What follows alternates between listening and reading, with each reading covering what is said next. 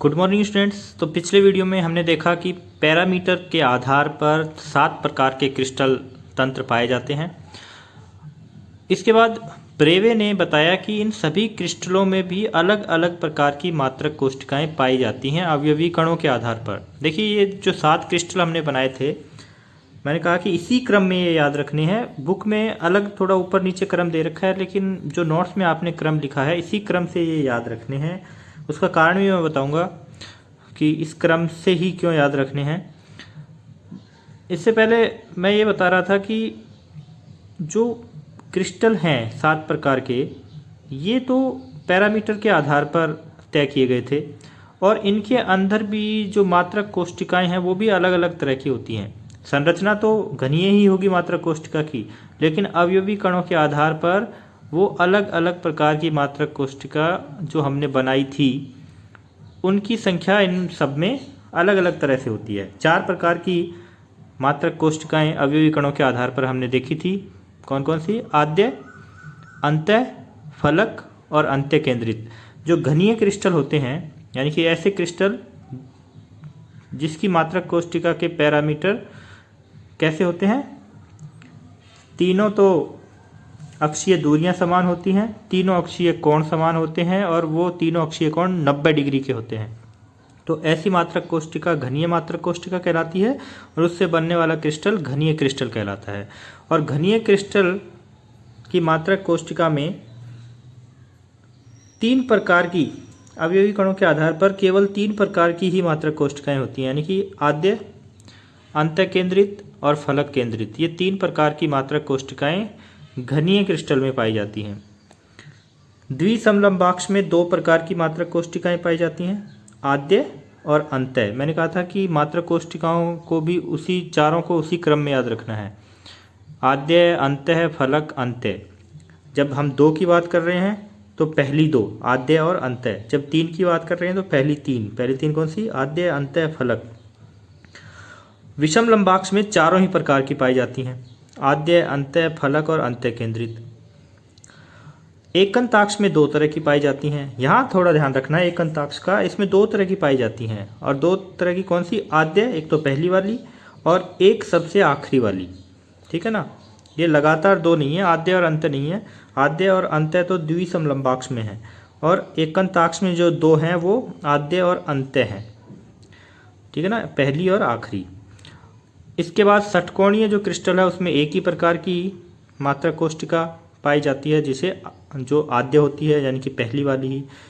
जिसमें एक एक पाई जा रही है वो पहली वाली ही होगी, यानी कि आद्य मात्रक कोशिका।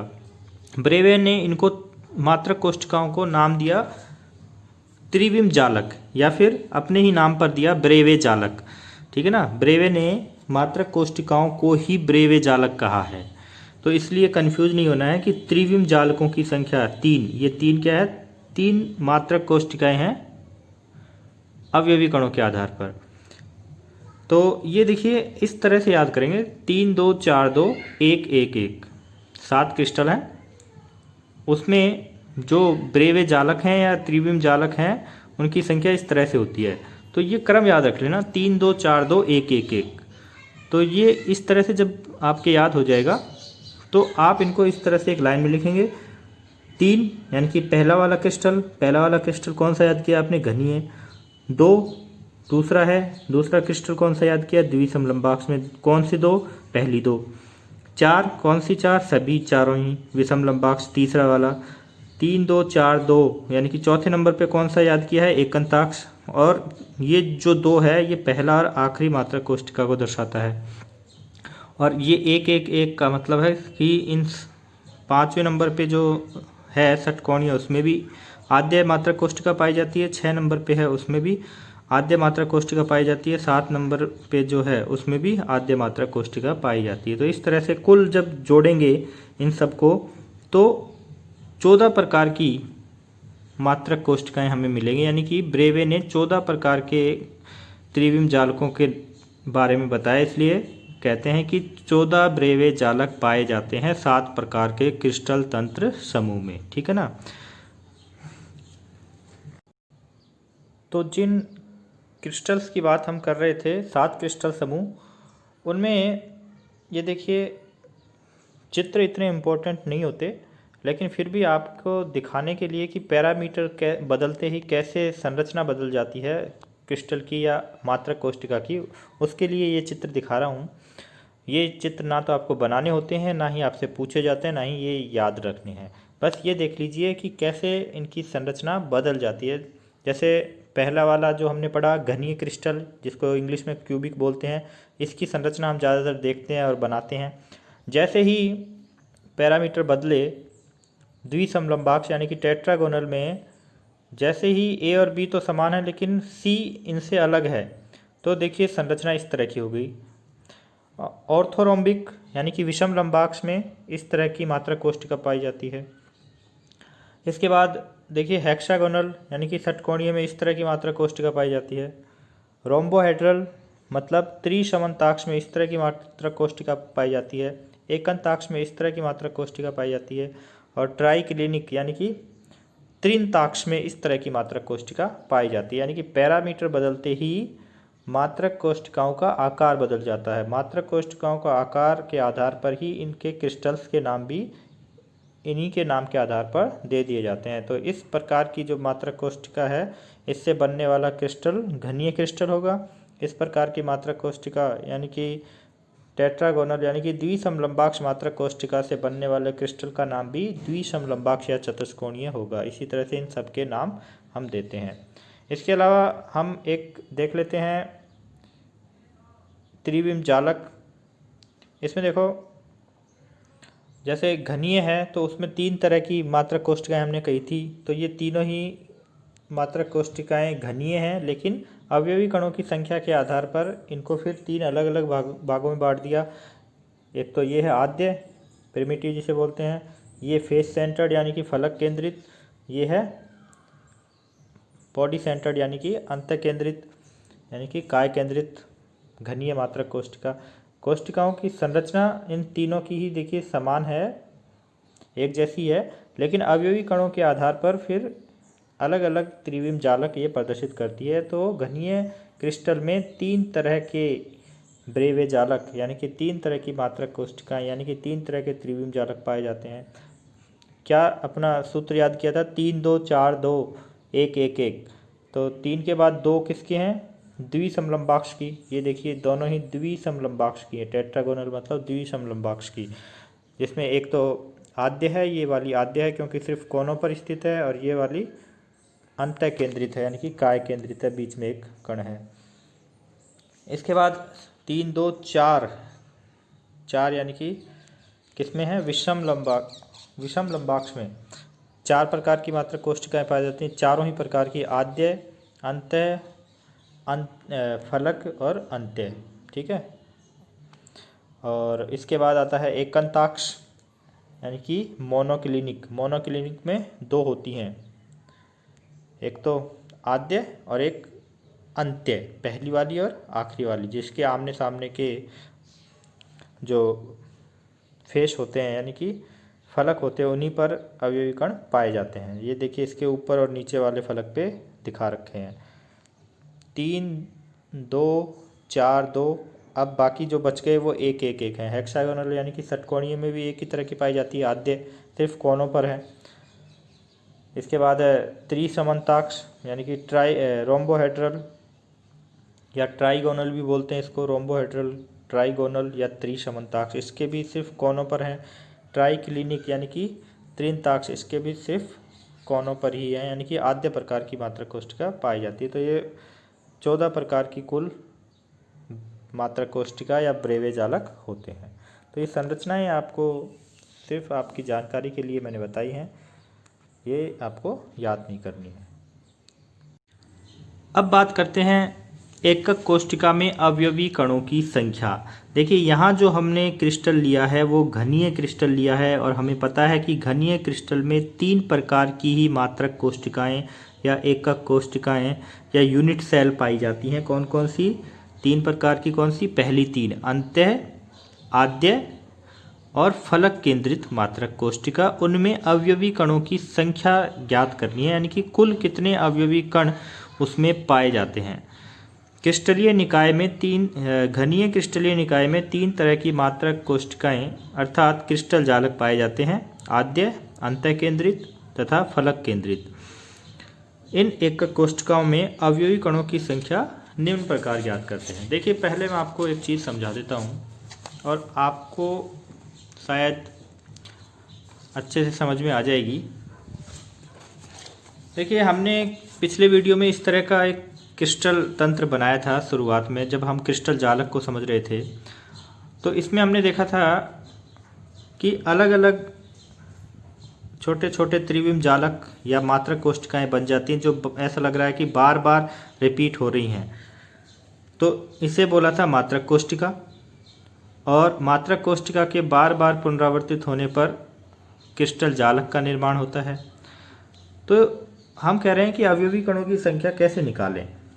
तो मैं इस कोने पर उपस्थित अवयवी कण को लेता हूँ। यहाँ देखिए, ये जो अवयवी कण है इस मात्रक कोशिका के इस कोने पर, ये कितनी और मात्रक कोशिकाओं का भाग हो सकता है, ये सबसे पहले हमें देखना है। तो ध्यान से देखिए, इसका तो ये है ही, इसके पड़ोसी जो मात्रक कोशिका है उसका भी ये कोना है। इसका ये दाईं तरफ वाला ऊपर वाला कोना है, जबकि इस मात्रक कोशिका का जो ठीक इससे सट कर लगी हुई है, इन दोनों की एक ही दीवार है। तो इसलिए इस मात्रक कोशिका के बाईं तरफ वाला ऊपर वाला कोना, नीचे वाला ये है, ऊपर वाला कोना है, ठीक है ना। तो ये जो अवयवी कण है ये इसका भी भाग है और इसका भी भाग है, ठीक है ना। तो देखिए, इसको इस तरह से मैं ऊपर वाली जो छत है इन मात्रक कोशिकाओं की, मैं यहाँ निकाल लेता हूँ। ये पहली वाली मात्रक कोशिका, इस अवयवी कण की हम बात कर रहे हैं। इससे सटी हुई दूसरी मात्रक कोशिका की छत ये है, तो इसको भी मैं यहाँ ले लेता हूँ। तो ये अवयवी कण इसका ही भाग है। अब माना इस मात्रक कोशिका के सामने भी कोई मात्रक कोशिका होती, यानी कि सामने का मतलब यहाँ होती, तो सामने वाली मात्रक कोशिका की ये दीवार इसके साथ कॉमन होती, पहले वाली के साथ, और इसका ये कोना भी कॉमन होता है, यानी कि ये अवयवी कण अब इस मात्रक कोशिका का ही भाग है। और इसके सामने कोई मात्रक कोशिका होती तो उसके इस कोने पर उपस्थित, यानी कि ये कोना कॉमन होता।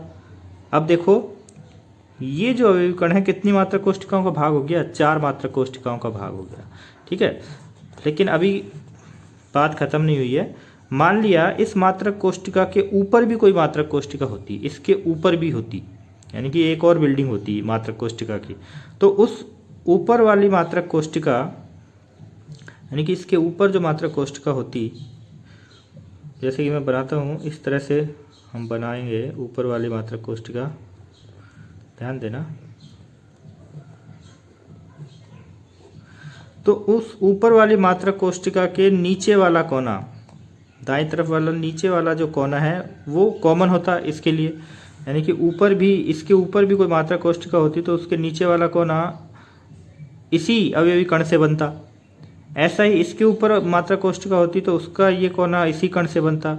ऐसा ही इसके ऊपर भी होती, ऐसा ही इसके ऊपर होती।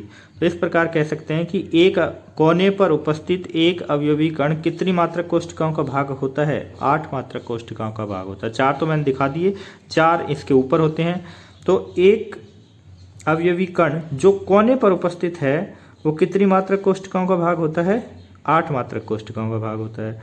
तो इसका मतलब एक मात्रक कोशिका को इसका कितना भाग मिला? केवल 1/8 भाग ही तो मिला। बात समझ में आई कि एक मात्रक कोशिका को कोने पर उपस्थित अवयवी कण का 1/8 भाग ही मिल पाता है, क्योंकि ये जो कण है ये 8 मात्रक कोशिकाओं का भाग है, तो सब में बटेगा थोड़ा थोड़ा। तो एक मात्रक कोशिका को कितना भाग मिलेगा? 1/8 भाग ही मिलेगा। ये तो पहली बात कि कोने पर उपस्थित अवयवी कण का 1/8 भाग ही एक मात्रक कोशिका को मिलता है। अब बात करते हैं फलक के बीचों बीच कोई अवयवी कण है तो उसका कितना भाग एक मात्रक कोशिका को मिलता है। तो साफ साफ दिख रहा है कि जो फलक पर अवयवी कण होगा उसका 1/2 भाग एक मात्रक कोशिका को मिलेगा, क्योंकि जो फलक पर होता है यानी कि दीवार के बीच में होता है वो दोनों ही कमरों को आधा आधा मिलेगा। और किसी मात्रक कोष्टिका का वो भाग नहीं हो सकता, सिर्फ 2 ही मात्रक कोष्टिका का भाग हो सकता है, इसलिए एक मात्रक कोष्टिका को उसका आधा भाग मिलेगा। ठीक है, और जो बीचों बीच होगा, यहाँ इस मात्रक कोष्टिका के बीचों बीच होगा, वो किसी से भी और संपर्क में नहीं होता, तो बीचों बीच जो कण होगा वो एक मात्रक कोष्टिका का पूरा भाग उसको मिलेगा, यानी कि वो एक ही मात्रक कोष्टिका का भाग होता है जो मात्रक कोष्टिका के बीच में कण होता है। तो अब हम अवयवी कणों की संख्या निकालना सीखेंगे। तो सबसे पहले जो घनीय क्रिस्टल में मात्रक कोष्टिका हम ले रहे हैं वो है आद्य घनीय एकक कोष्टिका। आद्य की संरचना हमें पता है कि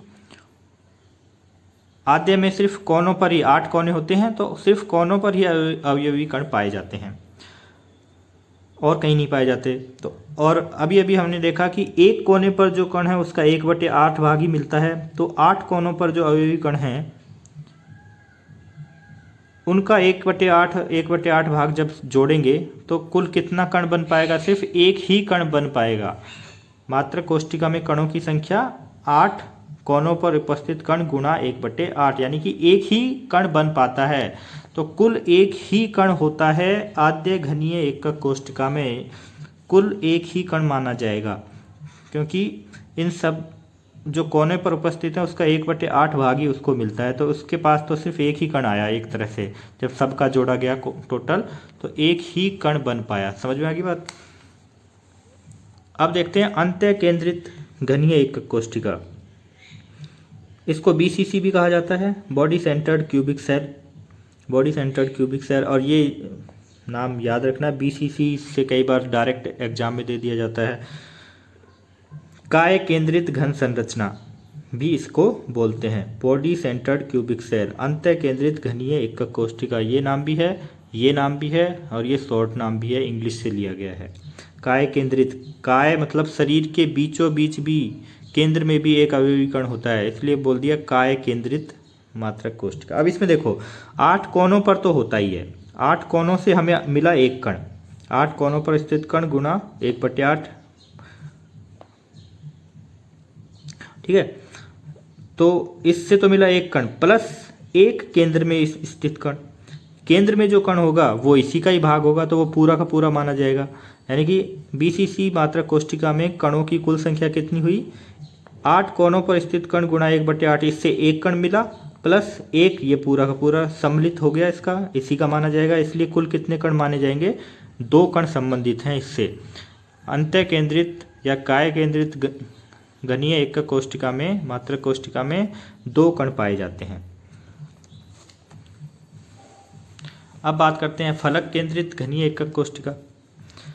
इसमें 8 कोनों पर भी होते हैं और 8 दीवार, जो 6 दीवार होती हैं या फलक होते हैं, उनके बीचों बीच भी अवयवी कण पाए जाते हैं। और अभी हमने बात करी थी कि एक दीवार पर जो कण होता है उसका 1/2 भाग ही, यानी कि आधा भाग ही एक मात्रक कोष्टिका को मिलता है। तो 6 दीवारों पर है, 6 फलकों पर है अवयवी कण, तो उनसे केवल 3 ही कण माने जाएंगे। एक कण का आधा, यानी कि 6 का आधा माना जाएगा, यानी कि 3 कण ही संबंधित होंगे फलकों पर उपस्थित 6 कणों से, और 8 कोनों पर स्थित हैं ही, उनसे एक कण बनेगा। तो FCC मात्रक कोष्टिका में कणों की कुल संख्या कितनी हुई? 8 कोनों पर स्थित कण गुणा 1/8 प्लस 6 फलकों पर कण गुणा 1/2। तो इससे बना एक कण, इससे बने 3 कण, तो कुल कितने कण हुए? 4 कण होते हैं। फलक पर स्थित कण 2 मात्रक कोष्टिकाओं का भाग होता है। तो आई होप आपको ये बात समझ में आई होगी। यहाँ से क्वेश्चन हर साल या एक साल छोड़ के एक साल बना ही देते हैं क्वेश्चन, अवयवी कणों की संख्या निकालना। तो अब आपको पता चल गया होगा, जो आद्य एकक कोष्टिका है उसमें एक ही कण पाया जाता है, काय केंद्रित या अंत्य केंद्रित मात्रक कोष्टिका में 2 कण पाए जाते हैं, और फलक केंद्रित मात्रक कोष्टिका में 4 कण पाए जाते हैं। अगले वीडियो में हम ठोसों में निविड़ संकुलन पढ़ेंगे, यानी कि क्रिस्टल का निर्माण पढ़ेंगे। धन्यवाद।